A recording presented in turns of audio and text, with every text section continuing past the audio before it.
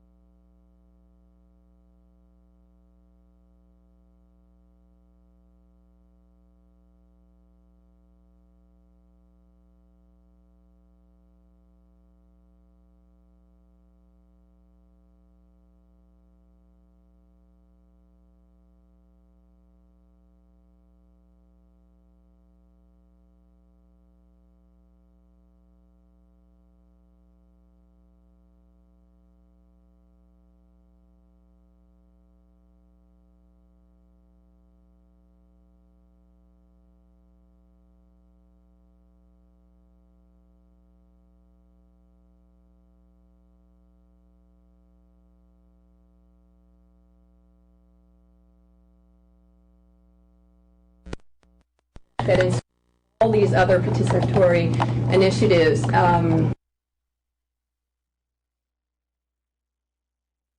As a muse in the research world, he certainly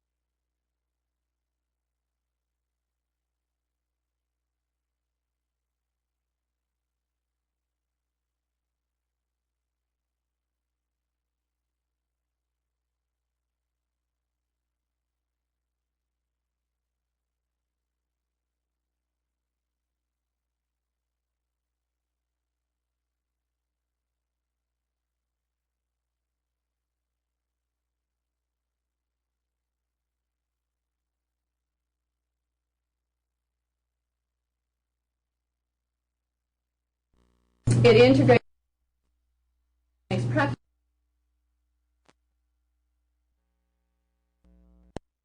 in the hands of people who can use it and use it to improve the quality of life and inclusion of older adults.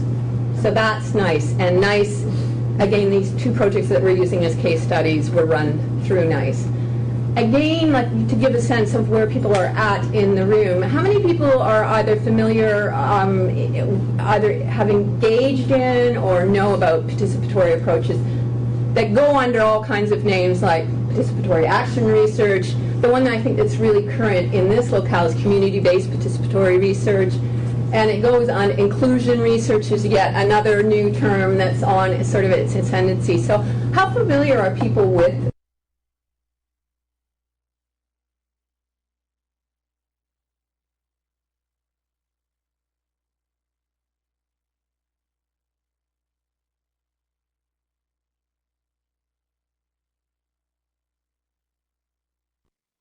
knowledge can be put into practice. So, a little bit about that. Slides.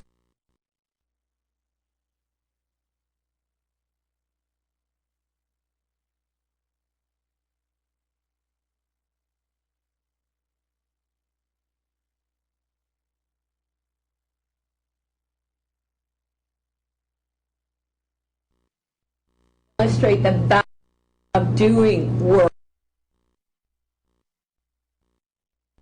And so we're going to use two recent projects, homeless.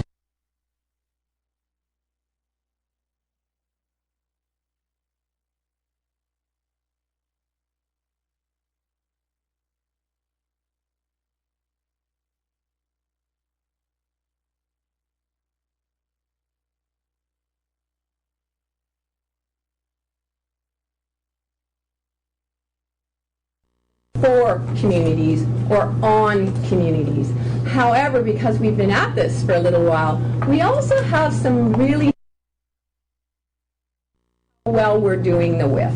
So while we will make the case of the value, we will end with a critique of its limitations as it in its expression. About that, because it can often sound like we do a lot of cheerleading about the approach, and then we kind of pull the rug out. But I think that's really important because we can always do the with better. And just again, a little.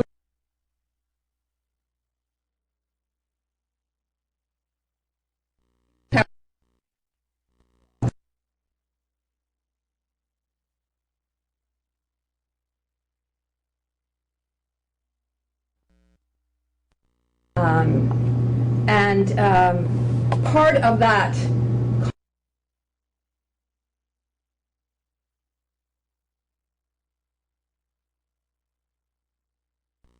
doing this kind of work have to be mindful that the disclosure of the academic partners is quite different than the ideas and opinions shared by those people that we've kind of used this phrase and coined this phrase, lived expertise.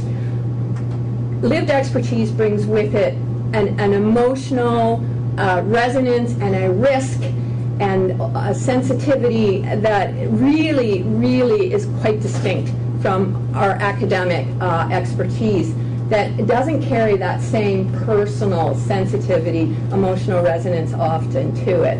And because of that, we had an earlier conversation going into this about the notion of doing a webcast. And it was a dialogue that I'll just ask Opal just to share a bit of it. We are webcasting, but we really had to have a dialogue about whether that was really an appropriate thing to do. First of all, Julie, I just wanted to say that out of our relationship with you, those of us who have done these projects with you, we've coined the phrase lived expertise because those of us in community want to have our own particular language to describe and to enunciate who we are and what we're about. The webcam is actually an invasion for a lot of people with lived expertise. We're not people with lived experience because that kind of denotes a negativity. So we are also experts because we are the people who are under the microscope. We are the people who are judged. We are and then critiqued for what we've said. So things like a webcam is really puts people on a front line and in a very raw and vulnerable state. And often during an experience such as this, you are not just vulnerable, but it triggers other experiences where you've been vilified or in some way negated as a person and as your experience. Thank you. Okay, and that's just an introduction into the complexity of doing work across different expertise, across different levels of risk and benefit and reward, which we're going to talk a little bit more about. We're in the Life Course Institute, so I like to use that as an introduction, a way of framing my personal take on where we're at in doing this sort of community-engaged, community-based participatory research. And I really see it as we're really at the youthful stage. It's been around in different disciplines for quite some time, and I'll talk a little bit about the traditions and the history of it.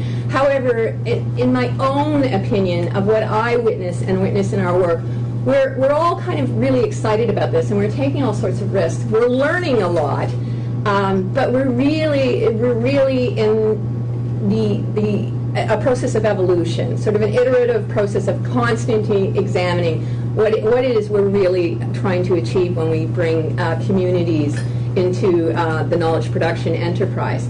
The other thing, and those of you who are a little bit more familiar with participatory approaches, is everybody seems to be doing it. Everybody's talking about it. It's in funding envelopes.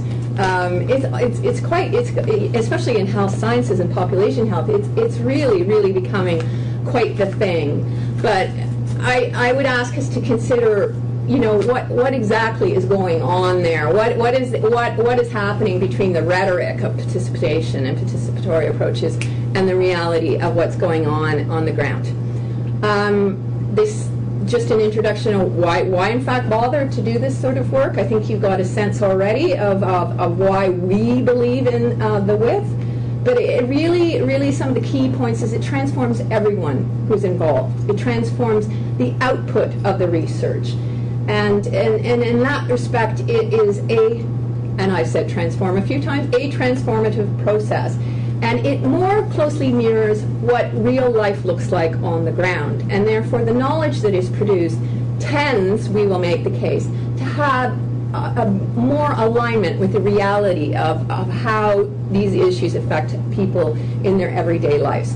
One of the other things I think that really makes participatory work exciting is it's a microcosm for power imbalances that exist at larger scales throughout society. And it's just a way for us to disturb those power imbalances within the work we do. I will make the case, again, because we did this work with working groups of older adults, that I think this is a really powerful tool for working with older adults.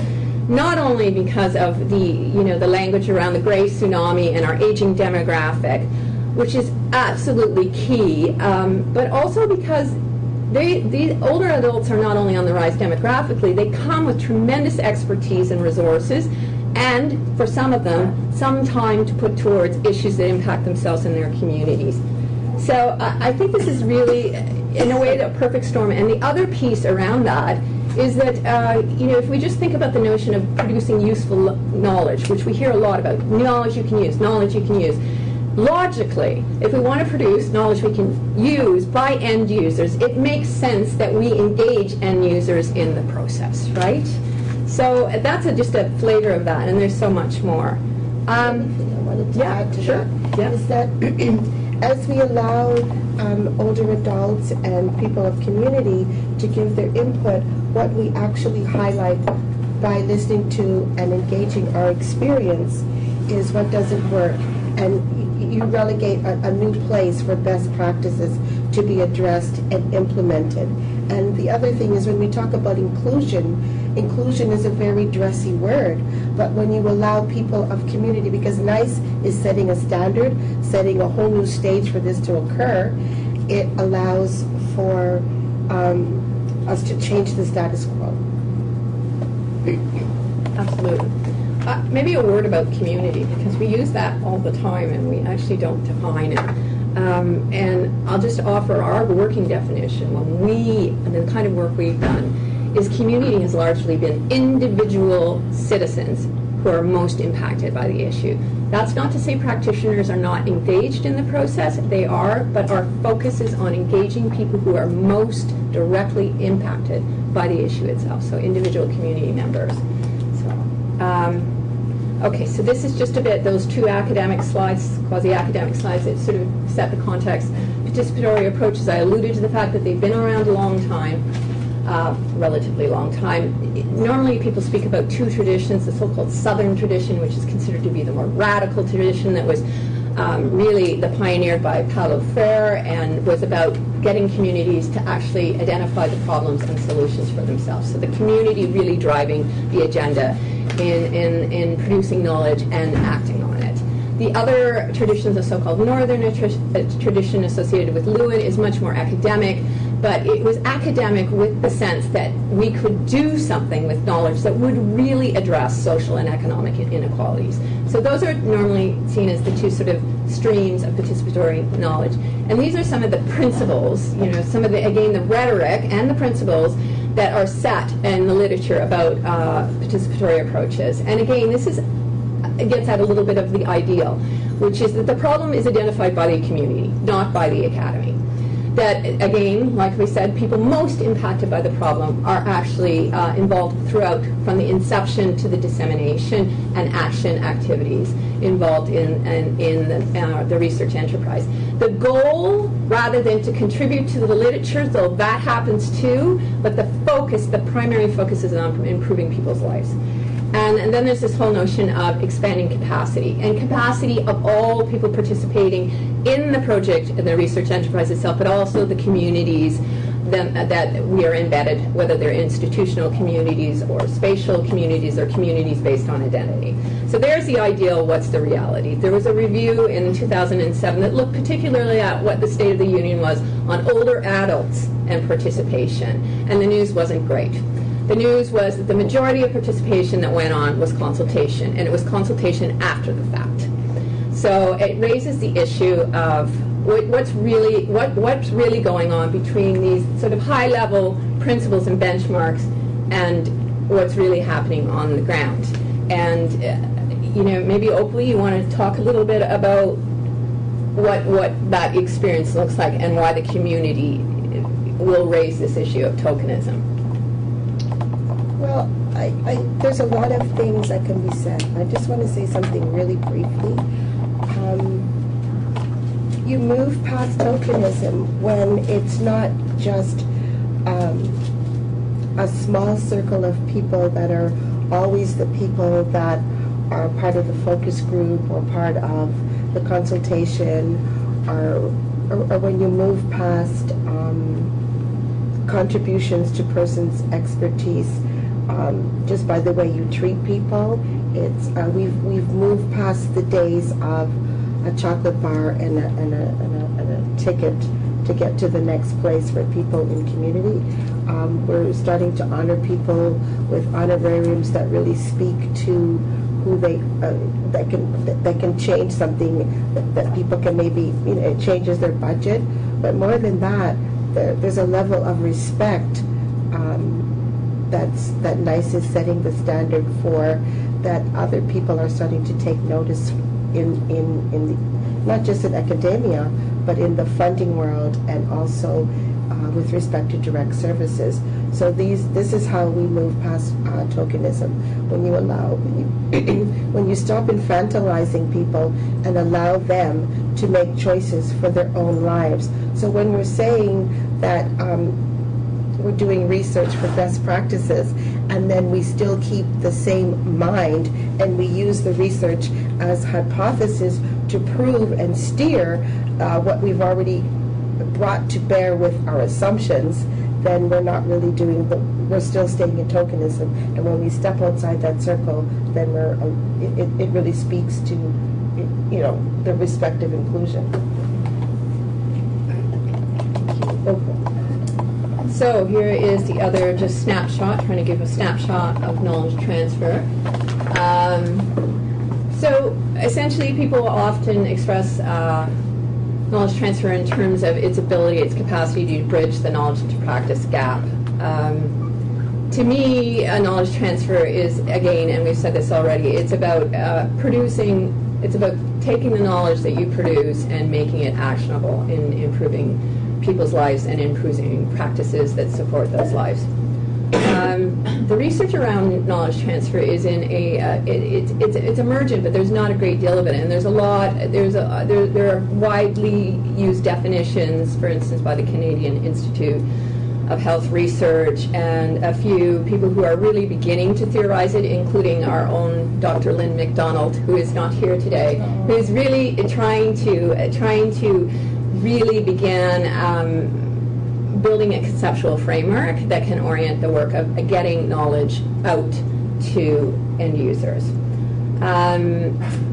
The other piece is that it's not only about end users, but it's certainly about just increasing the scope of the audience for particular practices, best practices, promising practices, or other forms of knowledge in the community, that there's an awareness that academic conferences and journals are good for academics. They're even hard for some academics to get to because they're very expensive, and there's not a lot of funding for it. But just think of what it means for a practitioner to go to a conference, or an actual community member to go to a conference. We've certainly had experiences where we've tried to get community members to come, and we will often get a small rebate on the admission in the registration, but no support for travel, no support for accommodation. So yes, so a community member, especially a community member from a marginalized, socioeconomically marginalized place, is just never going to gain access to that. So knowledge transfer is a bit about trying to address that, and practitioners, as I said, who don't have the time or resources to get there. There's a few, again, just like participatory approaches to knowledge production, there's a few benchmarks and a few sort of common themes that emerge in the literature. One is this notion of dusty reports on the shelf. And I think Opal has something to say about the production of reports and what that means, what that activity means. Well, there's a lot of things I could say about that, but again, I'll keep it brief. I think from about 1989 to 1993, we were looking at social assistance rates, for instance, and we were, doing a whole overhaul of the system. So during this time of overhaul, where people were doing focus groups and talking to people in community and criticizing and critiquing people with lived experience, homelessness, and all of the various social ills that we were going through that day, people were talking about, well, maybe we should give those people more money to live on. Well, as they were doing the review, as you know, social assistance rates were cut by 40%. Fast forward to 2009, when the Daily Bread Food Bank and Voices from the Street put together a research group called the People's Blueprint, and then they also the government decided to pull together a group of experts in the community called SARAC, the Social Assistance Review Advisory Council for the Social Assistance Review procedure. So this people were chosen in December. Fast forward to March, before the process could even be completed, the budget was read, and during that time, just like in previous years, there were cuts to social assistance rates. The special diet was taken off the table, and instead of the customary 2% increase for social assistance rates, it was now 1%. And one of the things that we don't look at when we hear people like the Auditor General say that people are defrauding the system and things of that nature, is we don't really look at what overpayments really allude to. They allude to things like people working, or people getting off the system, or the fact that we have a lot of corporation closeouts, so we have new people coming on the system and going back and forth. So we don't look at those things. The other thing that we don't look at is that when we cut things like that it affects us all. All of us are affected by poverty situations. There's an increase in emergency rooms. People have to shore up their budgeting to address crises that fall out. Health, homelessness rises because as people lose money, they can't pay their rent. So there are a lot of crime rises because people become desperate. So there's a lot of things that we don't look at when we don't address that we are all connected. Thanks, Opal. I think what Opal has highlighted is that we're very good at producing knowledge, but we're not so good at acting on knowledge. And we produce the same reports. I came in to this area of research through mental health, and I remember sitting down with a stack that went to the ceiling of mental health reports that have been saying the same thing about mental health and housing for 25 years. So knowledge transfer is really about disrupting that and getting our attention focused on moving knowledge into action. The other thing that's kind of like really hitting me right now with respect to what you said about mental health, we have social housing provider called TCHC Housing, and one of the reasons why it's called social housing is that we address the various issues that people are living with.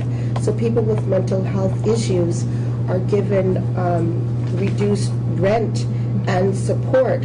However, given the fire at 200 Wellesley Street, we're seeing that mental health issues have been swept under the rug until a man who has been hoarding for various, I don't know how many years, his house is on fire. So the fallout for that is that TCHC Housing, rather than addressing mental health issues and us producing the kind of budget that we need to support people from hoarding, because that really addresses trauma and other ways that we haven't assisted people with mental health problems.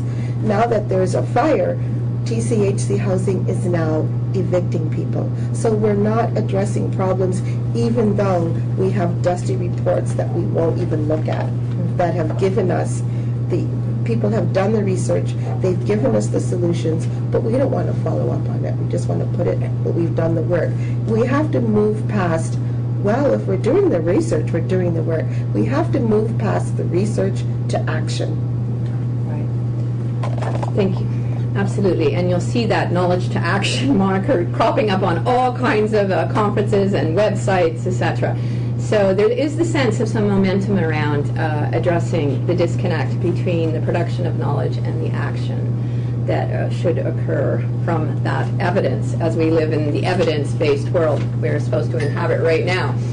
Okay, so speaking of different kinds of evidence, now we get to the actual projects that we most recently engaged in. I'll just give you a snapshot. First, Homeless to Home. Opal wasn't directly involved in Homeless to Home. Did you attend the exchange itself? Oh, yes, I did. Yes, you did. All right. So Homeless to Home came from what I've called the mother project In From the Streets, which was a sort of a traditional research project where we did questionnaires, qualitative interviews, we did secondary data analysis, we did focus groups. We did it all, and then at the end of it, we said, well, we have so much more to do, and we got a little bit of extra money so that we could actually work with the individuals who participated in the project in a collaborative way to really move the messages from the report into the community.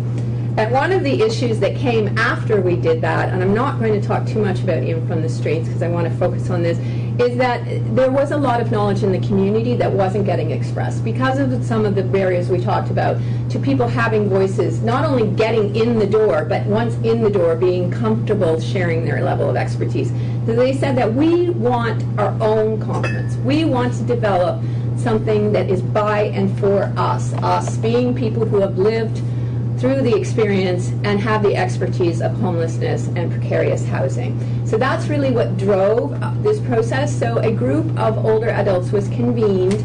There were also youth. We did a life course piece on this. So there were youth and middle-aged adults who worked together over several months and many lunches, as those of us who are in the Institute and have seen, to develop a unique model of exchange where in some respects we were flipping the normal hierarchy of expertise, where the experts were now people with the lived expertise, and that they were going to drive the agenda, while policymakers and practitioners and academics would also be engaged in the discussion, but that discussion would be led by people with lived expertise. The other piece around that was people told us that the homelessness is something that we continue to have to work on, but the fact that people were able to achieve housing as inadequate as it sometimes was, and there are lots of issues embedded in that, and then found themselves losing it again, was something that we just couldn't wrap our brains around, that the few resources for affordable housing out there would be achieved by a person and then it would slip out. So we really wanted to get at that notion of people revolving in and out of situations of homelessness and precarious housing, which the literature has told us is just astounding, the rate that occurs. The other piece I've already alluded to, we wanted to really understand how housing and homelessness occurs across life course, and what are the commonalities, what are the transitions, and what are the disconnects.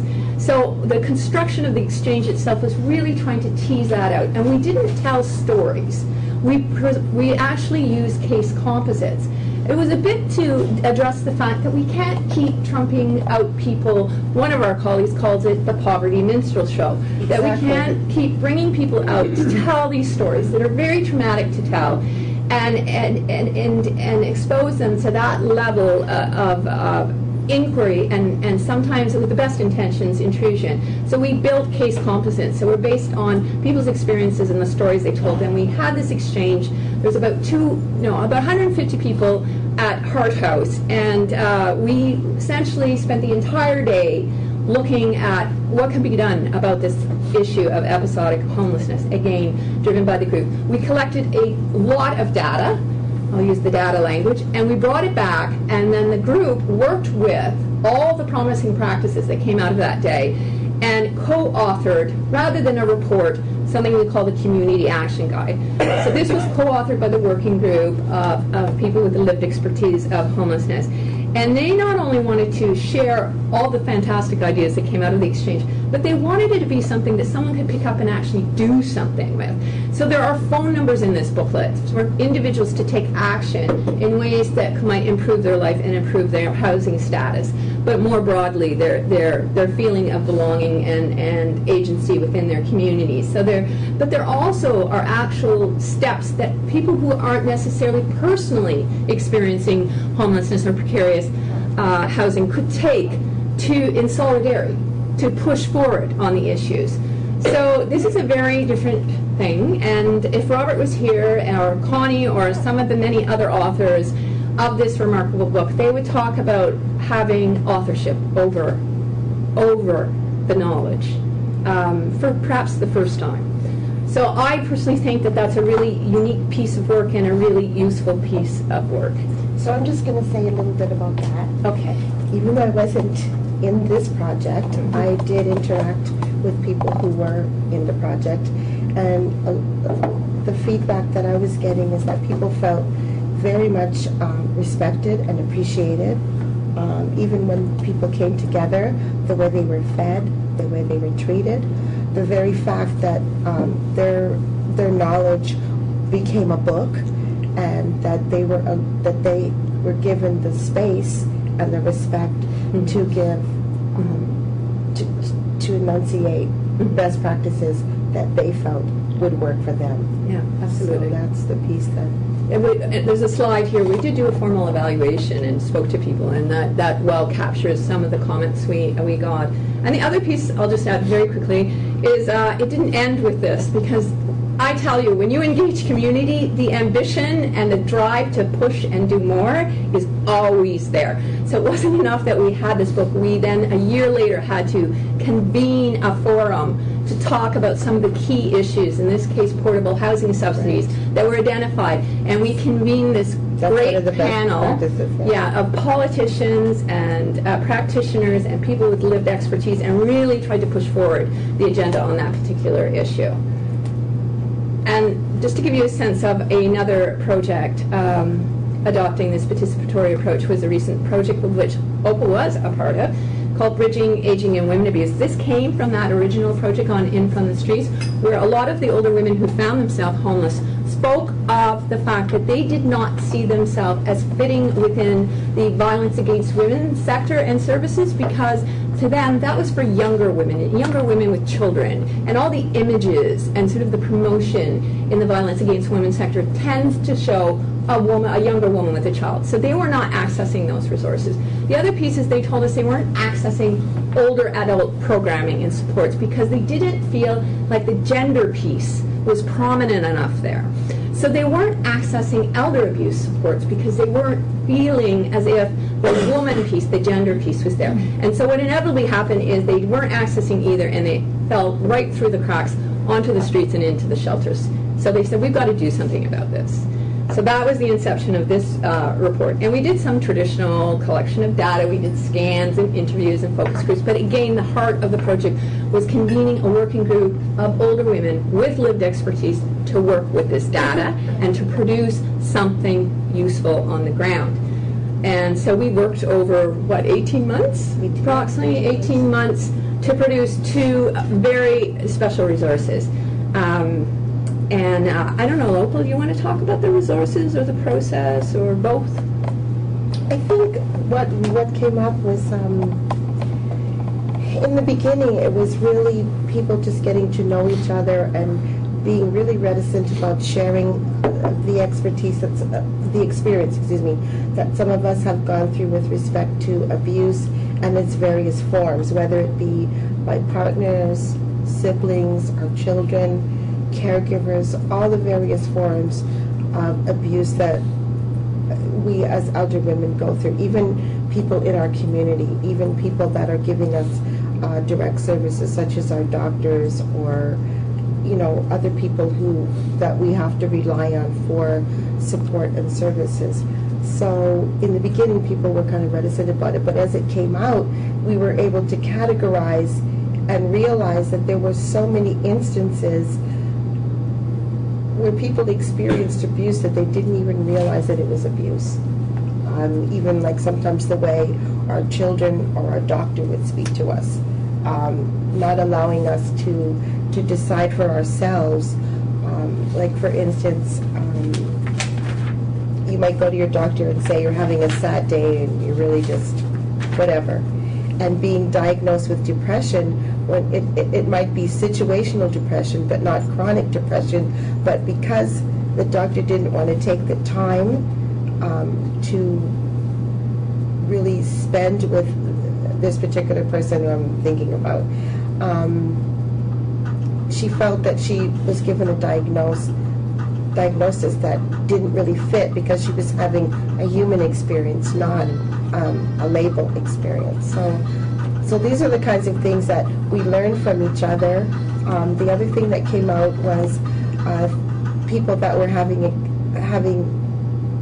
experiences and services that worked, so they were able to share that with other people, and just the camaraderie and the support that grew out of that. And I think for me, the biggest thing for me was realizing that some of the things that I was experiencing were common to everybody, and that I wasn't having a unique or different or isolated experience, but that many other women were going through the same things, and that there really were remedies, and some of them were really simple and some of them were really complex. Something we're not going to, because we just don't have a lot of time today, is we're not talking enough about the process, because doing this sort of participatory work is as much about the process as it is about the outcome. And we are really focused today more on the outcome. But the process piece is a huge part of doing the work, and also one of the biggest challenges of doing the work as well. I just flipped over the slides because Opal was beginning to talk about this notion of useful information, and some sort of the different kinds of answers and the different kinds of actions and implications that come out of different research paradigms. So, for instance, when you go to the literature, we'll see a lot about women abuse and the correlation with poor mental health. You'll hear that over and over again. And often the practice implication that's put forward is that practitioners just need to really get on board with screening women who have older abuse for depression. And funny enough, when we first got together, people talked about being told, that what they needed was the abuse pill. If they were given the right pill, that would be the answer to their experience of abuse. Exactly. Now the flip side that Opal was getting at is when you get women in a room who've actually lived this, they disrupt that correlation. They begin to talk about their experiences as quasi-com as normal responses to extreme assaults, isolation, trauma, and powerlessness. So rather than pathologizing this condition, the practice implication is that, maybe counseling therapy is important at some stage to be determined by the woman herself. But maybe what a woman really needs is a sharing circle, or a warm, what did you say, a warm cup of tea? A warm cup of tea, maybe a glass of champagne, but it doesn't have to necessarily denote being put on medication for 10 years. Yeah. So I think that kind of, illustrates, and again, we're not trying to make the case that one approach is better than the other. We're trying to make the case that they produce unique and complementary findings, and sometimes they disrupt each other, both ways. I had another example, but I think in the interest of time, I'm not going to go there. But I'm going to talk, so we've talked a little about how the content differs, but the formats differ, right? We've already talked about we're not producing 300-page research reports or journal articles, so what are we doing? So one of the things we did in the Bridging Aging Women Abuse, because as Opal pointed out, there's lots of women out there in the community that haven't even begun to articulate their experience as abuse. And we really, that came to the fore, and we said, we've got to reach those women somehow. These are the women that aren't even connected with agencies yet, with supports. How are we going to do that? How are we going to do that without putting them at further risk? Because we all know that if a woman is doing some sort of help-seeking behavior, and that's discovered by a perpetrator, that the abuse can then become exacerbated. So we had to be really mindful of that. So the women spent a lot of time thinking about, okay, so how are we going to reach them without putting them at risk? And they came up with this card. A word about this card. The card's principle is that it is cloaked. It has a fake cover. And when we launched this card before, a very well-meaning journalist came and reported on our launch, talking about the picture of it. Put it in this picture. Well, she didn't put the picture in it, but she described in great detail what the fake cover was. Exactly. So essentially the gig was up, but we held on to the idea if we waited 2 or 3 months, memory would fade, and we would move on with the distribution. So when we talk about this, again, we offer the caution of we have to be really careful about how we share this. So I'm going to talk in some ways obliquely about it. So what was produced? Opal, do you want to talk about it? Well, basically, women who have been through various types of trauma started to share with one another the resources that they found in community that worked. Allied services and organizations, even shelters, even drop-in centers that were simpatico with their experience and their trauma at the time. So that's how this particular tool was produced, because it came out of that. Right. So one side, first of all, I'll say, in terms of this risk and how we reach the women, so the concept was, the card has a fake, first of all, an outer cover on it that poses the questions in relatively lay language. Are you an older woman who's feeling unsafe or uncomfortable in your home? The resolution, you can't read it. And I apologize for that, is someone who lives with you, or is it you treating you badly? If you answered yes, then you need to read the card inside. So then the notion is they pick up this card with the cover that is cloaked. It looks like something different than it is, that shall go unnamed. And when they open it up, it immediately says to discard the exterior cover. And inside, on one side, it walks a woman through the process of identifying her experience as abuse, and also primes her for success when she makes that first phone call. The flip side is what Opal described, is a directory. We crammed everything we could, both for short, medium, and longer term planning to be safer for an older woman, onto the back of this card. So essentially, it opens up like this and can be folded back together and put in a wallet, and it is not immediately identifiable as something that is about women abuse. They came up with this idea. They came up with the strategy.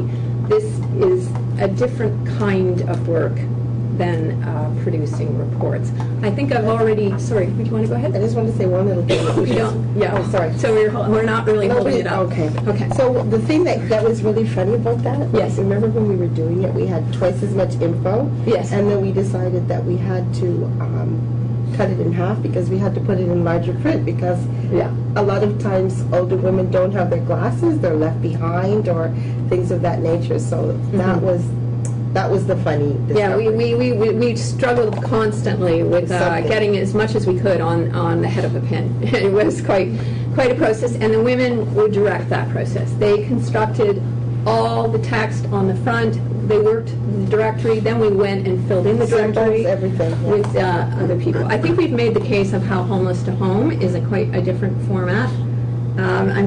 We've made the case that this is news you can use. Look at that, we have the E word still there. A word about that. So we talked, this is a little bit about the process then. We've talked about the case of how it transformed the output, both in terms of its content and format. And now we're going to talk about how it co-powers the people involved and the institutions that it connects with. Now, the dreaded E word is up there, empowers, and it's a word that I have a lot of reservation about using just because it seems to suggest that we can actually do something to another person that empowers them, and I worry about that.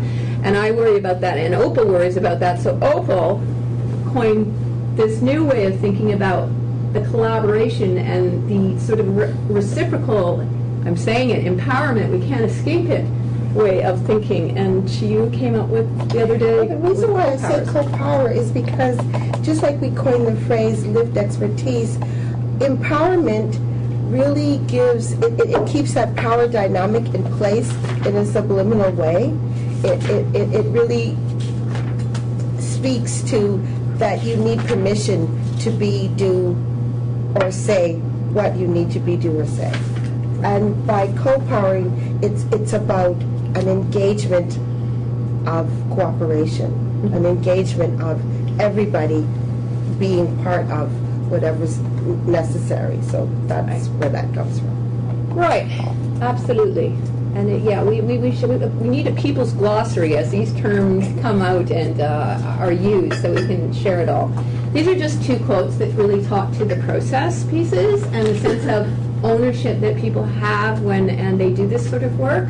And also, the sense of how doing this kind of work can be, in the case of this first quote, I'll tell you that this is Robert, who I spoke of here, how meeting someone in this room, who I don't think you'll mind, Michelle Jones, sitting over in the corner, was the first person who conducted an interview with Robert, and how that interview led to working on more participatory projects, making different choices about his life, and then him going on and doing all kinds of things in the community.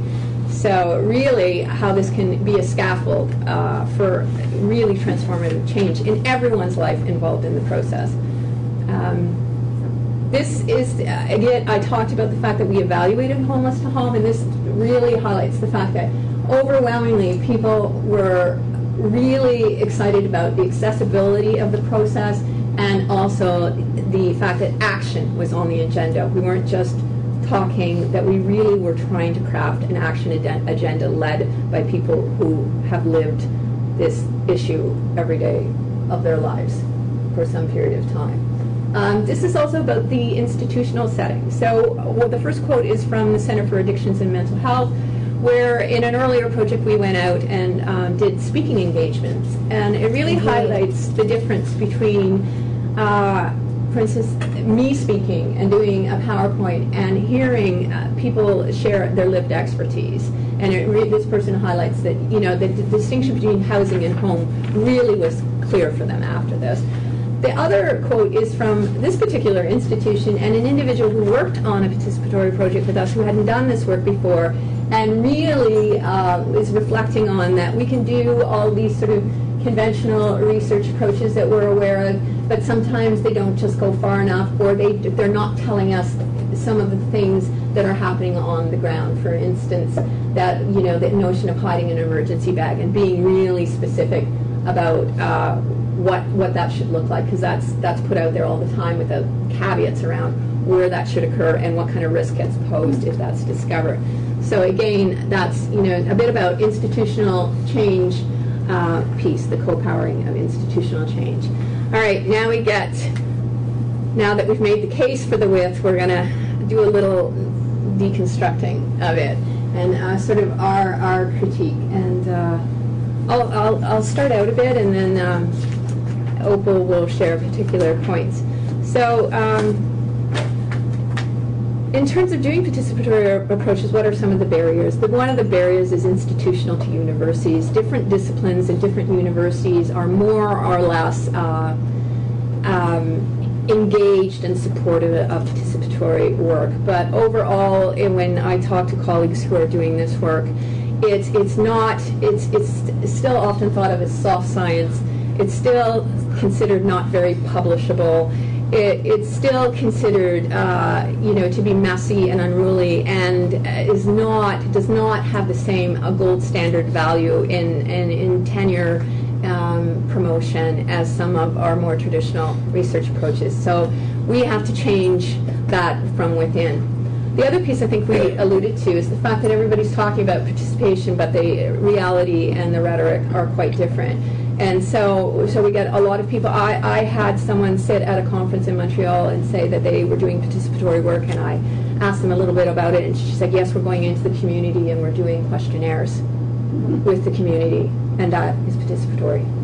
And that's just an example, because you're engaging a participant, so it's participatory. So we have to be really, really clear about articulating what participation is, and I think we need to do a lot more theorizing about it, which is, I guess, why I'm back at university.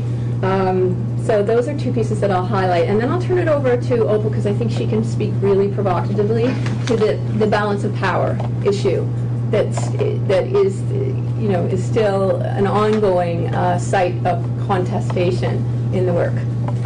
So you want to talk a bit about power? I wish I had brought that article I wrote.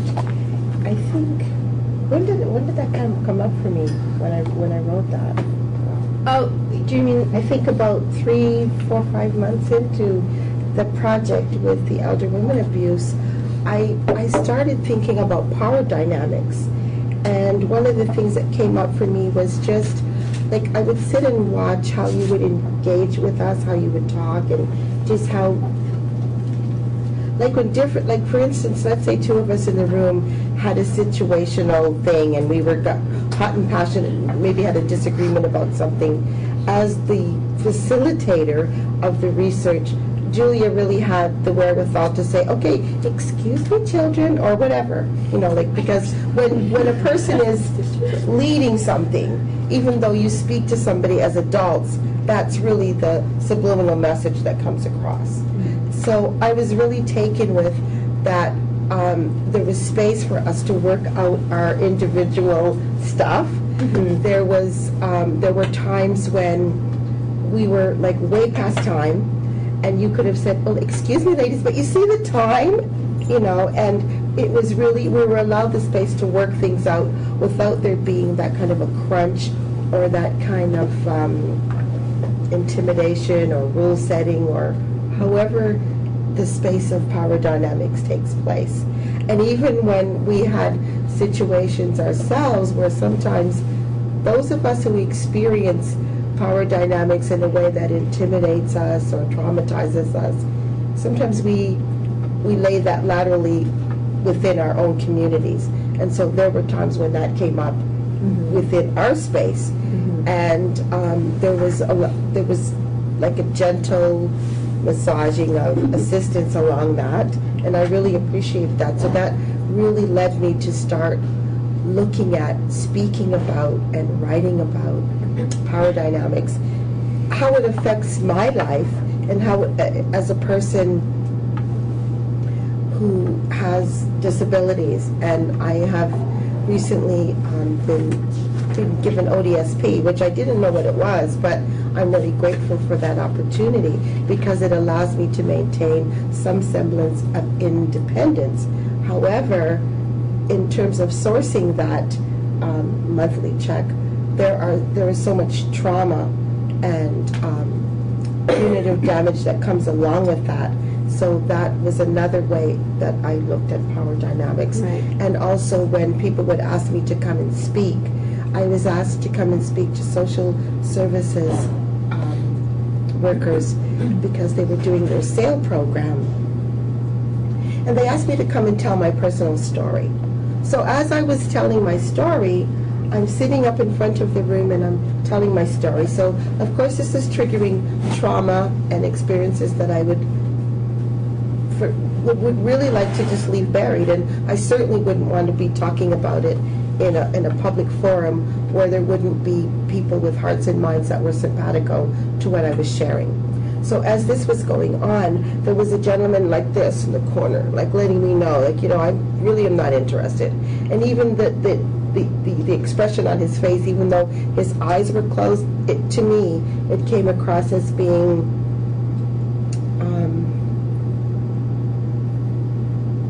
kind of like somebody flipping the finger at you. Condescending. Worse than condescending, but that's a good one. And then over in the corner, 3 people were laughing and giggling and having a little party. And I thought about it, and I thought, you know, it's not just the energy that people throw at you, but it's their body language, which we all know is more than like 70% of a communication. So these are the kinds of things that, you know, that I wouldn't have spoken about it, but given or even addressed it, I would have internalized it, felt guilty, felt shameful for the fact that I was reduced in tears at one point in the speaking, and just like the trauma of going through it. And I'm speaking a bit about allies because it was out of my relationship with this project that allowed me to speak about it. And that's what I'm talking about when we talk about participation, because it gives people the power, the confidence, and the self-esteem to change other areas of their lives that you wouldn't even think would have an impact. And I know I'm way off topic, but it just came up, so I decided to share it. I don't think it's off topic, because I think one of the things, first of all, we haven't got it right. But we need to talk about it. And in participatory work, there's always a sense that we're egalitarian and we're, you know, emancipatory, and we're sitting people around the table as equals. But the reality is we're not equals, and we have to talk about it. And we have to talk about how the rewards are being meted out. And even subtle things like that, you know, sometimes in groups I would get silent when things were getting rough. And Opal was the one who said, that's a kind of power. And maybe you need to use your power while you're hiding away. You have to recognize your power where it is and sometimes it can use be it. useful. And Right. yeah, and being silent is a kind of privilege that everyone else around the table might not have had because they're brought there because of their lived expertise. Right? So that subtleness, the subtle dynamics and the not so subtle dynamics need to be talked about all the time in the work. And so yeah. I just wanted to say one other thing. So when I went back to work, I was still traumatized by that. And my body was, you know, and people who had been, my 2 supervisors who had been working with me noticed that. So even though I'm going about my work, and of course I'm working in community, so I'm working on, you know, doing my documentation or whatever. And it was really funny because my boss came up to me and she said, "Oh, well, I would like you to write about your experience about what happened." Out of that, I was able to evaluate the people who asked me to come and speak, who evaluate me. Out of that, I sent a copy to my supervisor, and she said, "You know what, Opal, from now on when you go to do speaking engagements, I would like you to take a staff member with you. We will absolutely take you where you're going, bring you back, and we will give you time and space to debrief." So out of that, I've created a timeout room for people on staff, because what I realized by this whole interaction was that it wasn't unique to me. I was having a human experience. It's common to all of us when we're put in places of discomfort or in places where things are triggered that have something to do with other traumas that we've lived through. So it's not just people in community, it's people irrespective of our status in class. Okay, I'm mindful of the fact that we're at 1:15 and we haven't opened up the dialogue. We could talk a lot about other things. Some of these things I think we've already touched on. So I really feel like that I'd like to hear from you, and so I would invite. Maybe we'll hit on some of these things in our discussion. Some questions. Yes. Julia, just on your first point here, the resistance to participatory approaches. Yes. How do you see sort of longitudinal studies being part of a participatory research? So I'll frame it this way: the longitudinal studies are often in place using, randomized control trials, all these kind of things, these kind of approaches for policy change.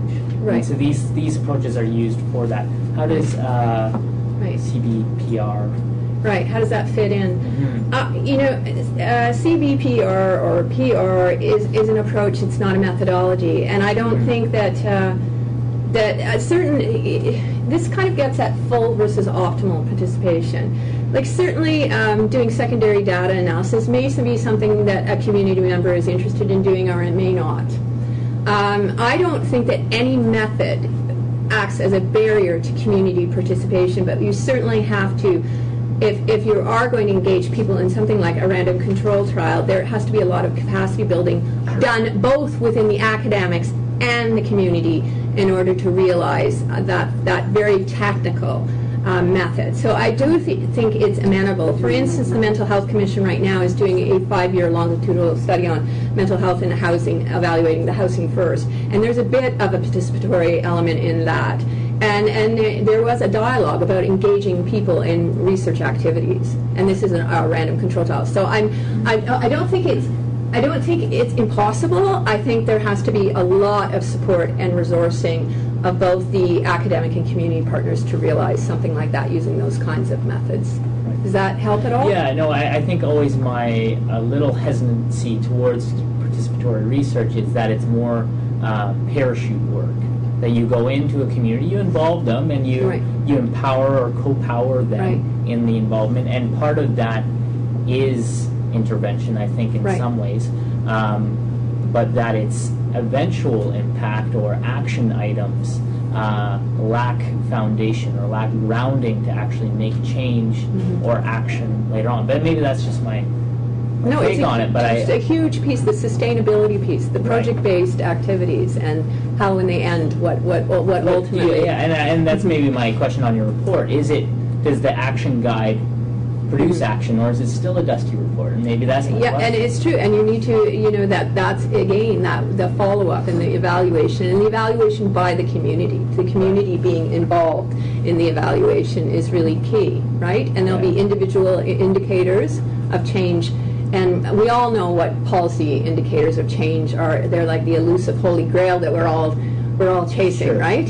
Sure. So is the answer, do we get portable housing subsidies? Not yet. Yeah. Not yet. So point well taken. I just want, I want to elaborate on that a little bit. When you talk about resources, my one experience of trying to do this kind of research failed miserably. And one of the things that I couldn't cope with was the time involved. It takes an enormous amount of time. Yes. You haven't really dwelt on that, but 18 months just to it requires so much patience. Not so much the patience, it's the time.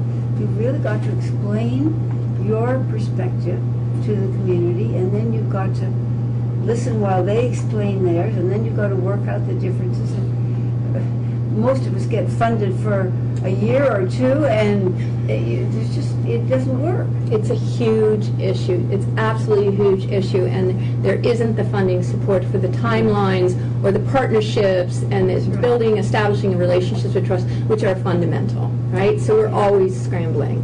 The other thing that I find or see is that people try to fit their research into the documentation that they've already read. They try to, to fit the research into the methodology that's already been placed before them. And when you find new findings, there isn't room to develop new methodology, because I think people, especially if they're in their junior years of research, without a senior partner or the space to produce a new academia, it's a fear-based, it's a whole new frontier, and that's what I'm seeing. So you find yourself crunching back to, stay in your place, as it were. And I don't think that what you did was a failure. Yes. I think what you did was find new findings, and you couldn't fit that peg into the square. Probably. You're still alluding to, like what is already, shelved. Thank you for the presentation. This has been really interesting and inspiring as well. I had two comments that are sort of distinct. One feeds directly from the comment that was just made. I was wondering, can we ask who your funders were for those two projects? And then and as part of it, wondering whether the participatory approach was built into the request that they might have put out, or whether that was your own drive that then pushed those projects forward. And I ask that coming from a place of coordinating an elder abuse research project that has a very limited scope for potential community participation. So that's question number one. Okay. These two projects, the Homeless to Home was funded by Human Resources, Skills HRSDC, Skills Development Canada, the Homeless Partnership Initiative that used to be called Skippy and is now Hippie. And I'm trying to think back. I'm trying to think back to writing that proposal, and I actually can't remember, Sydney, whether the language was around including people who had firsthand lived expertise of homelessness or precarious housing in that particular funding envelope. So I doubt it. I doubt it. A lot of us, because in terms of disciplines, those people who are engaged in issues of homelessness and housing insecurity, participatory actions or approaches are beginning to be quite well known, well adopted, and so in some ways, even the funders are on board with the idea of having community involved.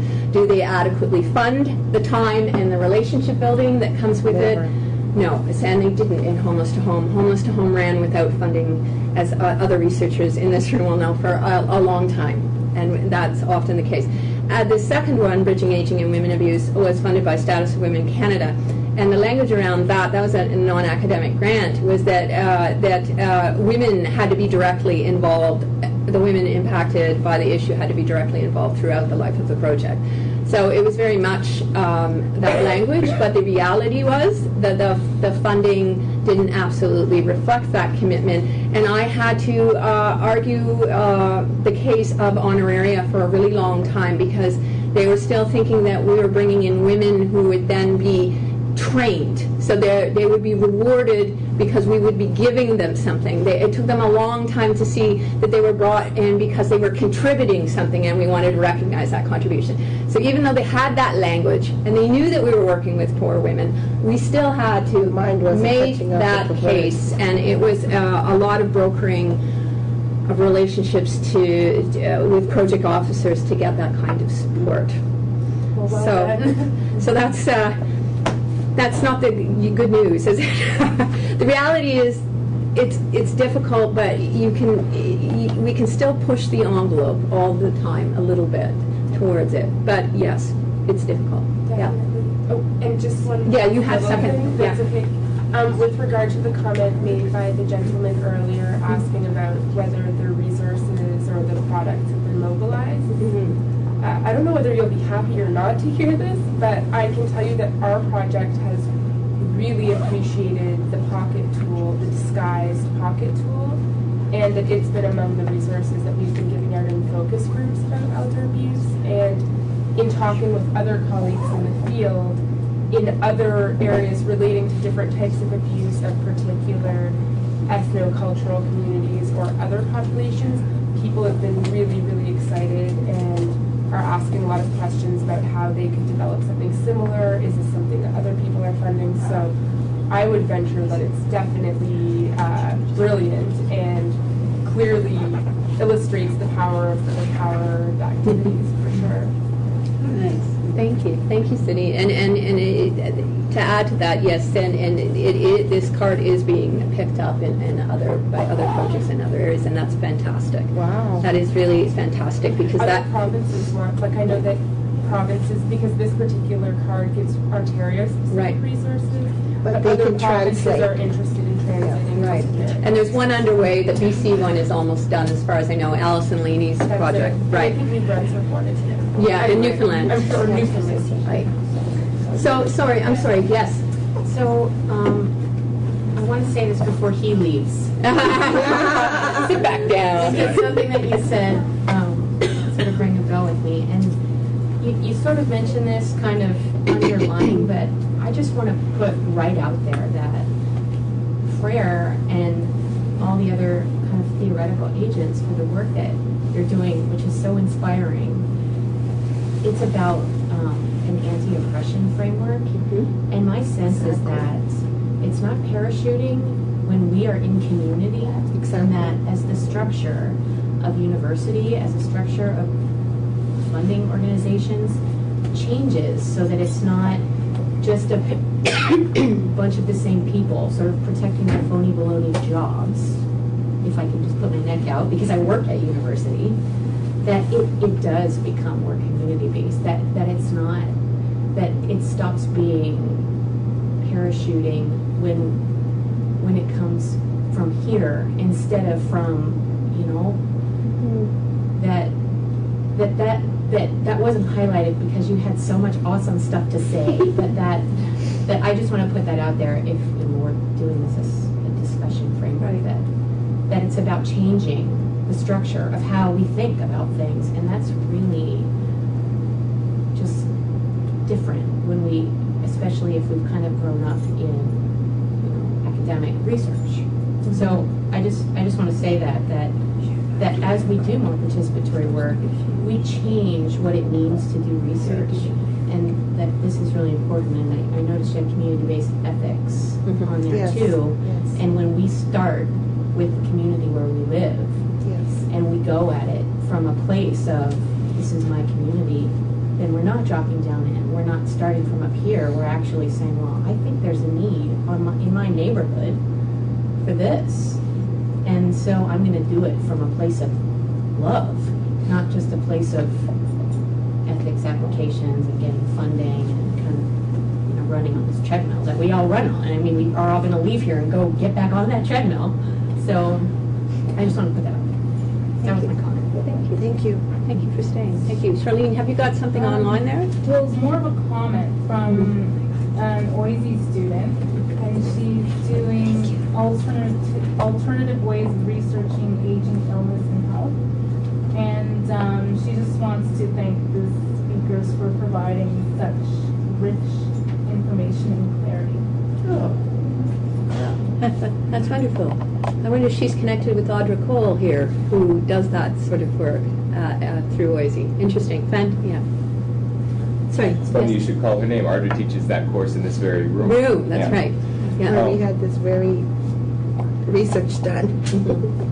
I wanted to follow up on something you said, Jane, when you were pressed for time because you covered so much, but it was very interesting how you sort of alluded to when we start these things, we do the scans, we do the qualitative interviews, we do the focus work groups, then we get onto the real stuff. And it was a nice flipping the script, but you're kind of making those the token research. But I'm curious, how That's essential is that?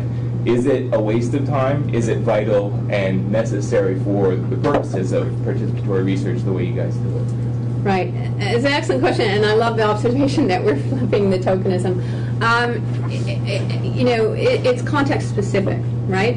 And I think that we need to collect data, whether we collect data through scans and questionnaires or surveys. As I said to the fellow who talked about longitudinal projects, I think we can adopt all kinds of methods, that there's no method that's anti-participatory. There are ones that are harder to actualize, and and ones that are easier. So do I think that we still need to go about it in somewhat of a systematic way? Yes, I think we do. Yes, I think we do.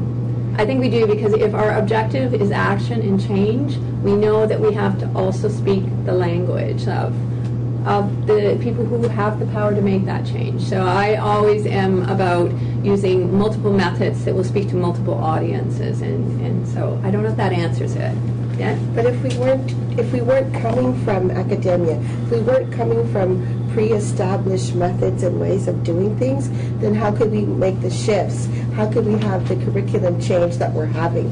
How can we have people making new studies? How can we have current students of Ryerson and U of T asking to study things like homelessness and to study things like mental health, to change geriatric studies and all of, there are new frontiers happening all the time, that even studying things like ebonics and